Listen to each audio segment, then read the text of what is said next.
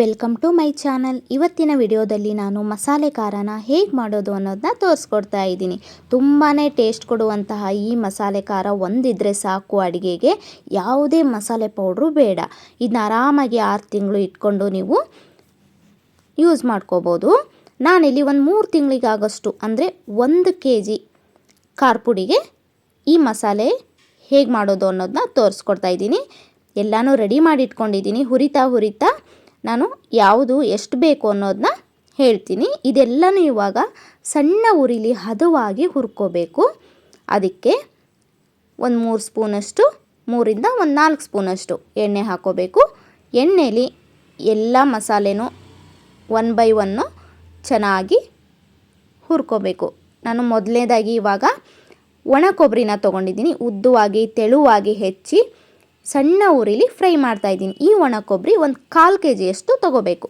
1 kg ಖಾರ ಪುಡಿಗೆ ನಾನಿಲ್ಲಿ ಮಸಾಲೆ ಹೇಗೆ ಮಾಡೋದು ಅನ್ನೋದನ್ನ ತೋರಿಸ್ಕೊಡ್ತಾ ಇದ್ದೀನಿ. ಅದಕ್ಕೆ ಒಂದು 1/4 kg ಒಣ ಕೊಬ್ಬರಿನ ಹದವಾಗಿ ಫ್ರೈ ಮಾಡಿಕೊಂಡು ಒಂದು ಪ್ಲೇಟಿಗೆ ತೆಗೆದಿದ್ದೀನಿ. ಹಾಗೆ ಒಂದು 4ರಿಂದ 5 ಪಲಾವ್ ಎಲೆ, ಇದನ್ನು ಕೂಡ ಚೆನ್ನಾಗಿ ಫ್ರೈ ಮಾಡ್ಕೋಬೇಕು. ನಾನು ಏನು ಅಳತೆ ಹೇಳ್ತಾ ಇದ್ದೀನಿ, ಯಾವುದೇ ಕಾರಣಕ್ಕೂ ವಿಡಿಯೋನ ಸ್ಕಿಪ್ ಮಾಡದೆ ನೋಡಿ.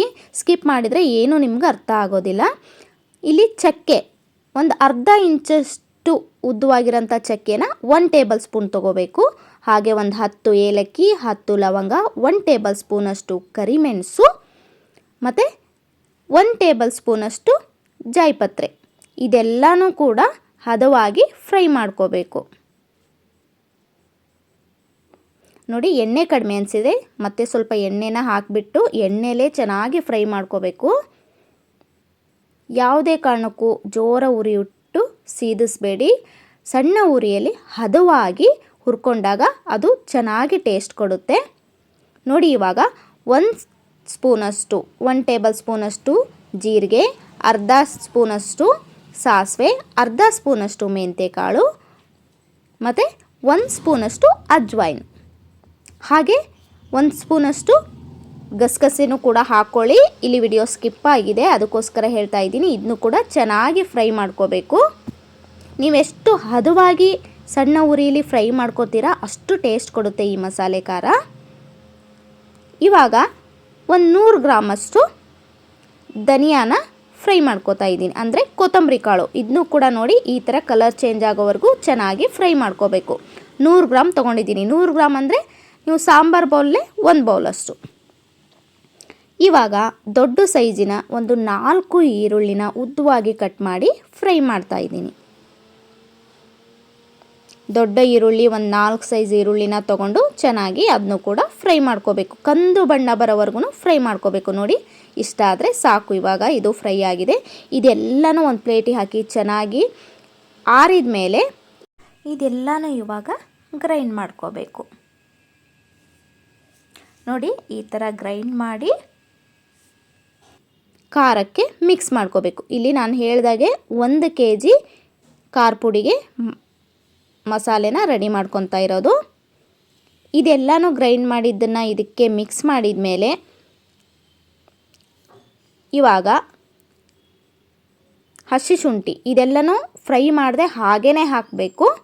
ಹಸಿ ಶುಂಠಿ ಸ್ವಲ್ಪ ಮತ್ತು ಬೆಳ್ಳುಳ್ಳಿ 2 ಗಡ್ಡೆ ಬೆಳ್ಳುಳ್ಳಿ, ಒಂದು 4 ಇಂಚಷ್ಟು ಹಸಿ ಶುಂಠಿ, 4 ಗಡ್ಡೆ ಬೆಳ್ಳುಳ್ಳಿ ಮತ್ತು ಫ್ರೈ ಮಾಡಿದಂಥ ಈರುಳ್ಳಿ. ಶುಂಠಿ ಮತ್ತು ಬೆಳ್ಳುಳ್ಳಿ ಇದನ್ನ ಯಾವುದೇ ಕಾರಣಕ್ಕೂ ಫ್ರೈ ಮಾಡಬಾರ್ದು, ಹಸಿದನ್ನೇ ಹಾಕಬೇಕು. ಹಾಗೆ 1 ಹಿಡಿಯಷ್ಟು ಕೊತ್ತಂಬರಿ ಸೊಪ್ಪು. ಇಲ್ಲಿ ಎಲ್ಲೂ ಉಪ್ಪು ಮಿಕ್ಸ್ ಮಾಡಿಲ್ಲ, ಖಾರಕ್ಕೂ ಕೂಡ ಮಿಕ್ಸ್ ಇಲ್ಲ ಉಪ್ಪು. ಅದಕ್ಕೋಸ್ಕರ ಇಲ್ಲಿ ಗ್ರೈಂಡ್ ಮಾಡುವಾಗ ಸ್ವಲ್ಪ ಉಪ್ಪನ್ನ ಸೇರಿಸ್ಕೊಂಡು ಗ್ರೈಂಡ್ ಮಾಡಿ. ನೋಡಿ, ಇದನ್ನು ಕೂಡ ಇವಾಗ ಅದೇ ಖಾರಕ್ಕೆ ಮಿಕ್ಸ್ ಮಾಡ್ಕೋಬೇಕು. ಇದೆಲ್ಲನೂ ಗ್ರೈಂಡ್ ಮಾಡಿದ್ದು ಹಾಕಿದ ಮೇಲೆ ಚೆನ್ನಾಗಿ ಎಲ್ಲನೂ ಚೆನ್ನಾಗಿ ಕೂಡಬೇಕು. ಆ ಥರ ಮಿಕ್ಸ್ ಮಾಡ್ಕೋಬೇಕು. ಯಾರೆಲ್ಲ ನನ್ನ ಚಾನಲ್ನ ನೋಡ್ತಾ ಇದ್ದೀರಾ, ನನ್ನ ಚಾನಲ್ನ ಸಬ್ಸ್ಕ್ರೈಬ್ ಮಾಡಿಕೊಂಡು ನನಗೆ ಸಪೋರ್ಟ್ ಮಾಡಿ. ಹಾಗೆ ಪಕ್ಕದಲ್ಲಿರೋ ಆಲ್ ಬಟನ್ನ ಪ್ರೆಸ್ ಮಾಡಿ. ಹೀಗೆ ಮಾಡೋದ್ರಿಂದ ನಾ ಹಾಕೋಂಥ ಎಲ್ಲ ವಿಡಿಯೋಸ್ನ ನೀವು ನೋಡ್ಬೋದು. ನನ್ನ ಚಾನಲಲ್ಲಿ ಎಲ್ಲ ಥರ ವಿಡಿಯೋಸ್ನ ಹಾಕ್ತಾ ಇರ್ತೀನಿ. ನಾರ್ತ್ ಇಂಡಿಯನ್ ಆಗಿರ್ಬೋದು, ಸೌತ್ ಇಂಡಿಯನ್ ಆಗಿರ್ಬೋದು, ಸ್ನ್ಯಾಕ್ಸು, ಲಂಚ್ ಬಾಕ್ಸ್ ರೆಸಿಪೀಸು. ಅದಕ್ಕೋಸ್ಕರ ಮಿಸ್ ಮಾಡದೆ ಸಬ್ಸ್ಕ್ರೈಬ್ ಮಾಡ್ಕೊಂಡು ನೋಡಿ. ನೋಡಿ ಇವಾಗ ಮಸಾಲೆ ಖಾರ ರೆಡಿಯಾಗಿದೆ. ಇದನ್ನ ಆರಾಮಾಗಿ 3 ತಿಂಗಳು ಇಟ್ಕೊಂಡು ತಿನ್ಬೋದು. ತುಂಬಾ ಚೆನ್ನಾಗಿರುತ್ತೆ, ತುಂಬ ಟೇಸ್ಟಾಗಿರುತ್ತೆ. ಮತ್ತು ಇದೊಂದು ಖಾರ ಇದ್ದರೆ ಸಾಕು, ಯಾವುದೇ ಮಸಾಲೆ ಪೌಡ್ರು ಬೇಡ. ಹಾಗಿದ್ದರೆ ಟ್ರೈ ಮಾಡ್ತೀರಾ ಅಂದ್ಕೊಂಡಿದ್ದೀನಿ. ಹಾಗೆ ವಿಡಿಯೋ ಇಷ್ಟ ಆದರೆ ವಿಡಿಯೋನ ಲೈಕ್ ಮಾಡಿ, ಶೇರ್ ಮಾಡಿ. ನೆಕ್ಸ್ಟ್ ವಿಡಿಯೋದಲ್ಲಿ ಮತ್ತೊಂದು ರೆಸಿಪಿಯೊಂದಿಗೆ ಸಿಗೋಣ.